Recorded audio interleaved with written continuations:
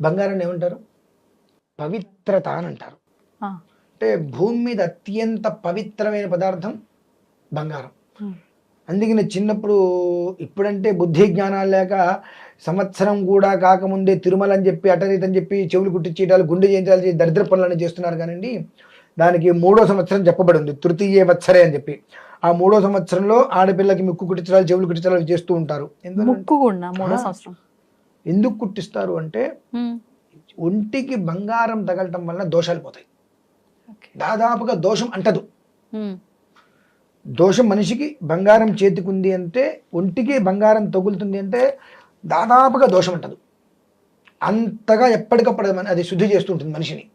స్వర్ణం పవిత్రమమలం స్వర్ణం పాప ప్రణాశనం అంటే, స్వర్ణం అనేటువంటిది మాట అనుకుంటేనే పుణ్యం. అది మన శరీరానికి ఏదో ఒక రకంగా శరీరం మీద మనకు తగులుతుంది అంటే అన్ని రకాల పాపాలు నాశనం అయిపోతాయి. అంటే మనకు పాపం ఎప్పటికీ దాదాపుగా తగలదు, అటువంటి స్థితి వస్తుంది. అటువంటి బంగారంతో ఈశ్వరుడికి అభిషేకం చేస్తే రజన్, బంగారం రజన్ వస్తుంది. ఆ రజన్తో స్వామివారికి మొత్తం అభిషేకం చేసి ఆయన నింపేస్తే ఇంకెంత పవిత్రత వస్తుంది.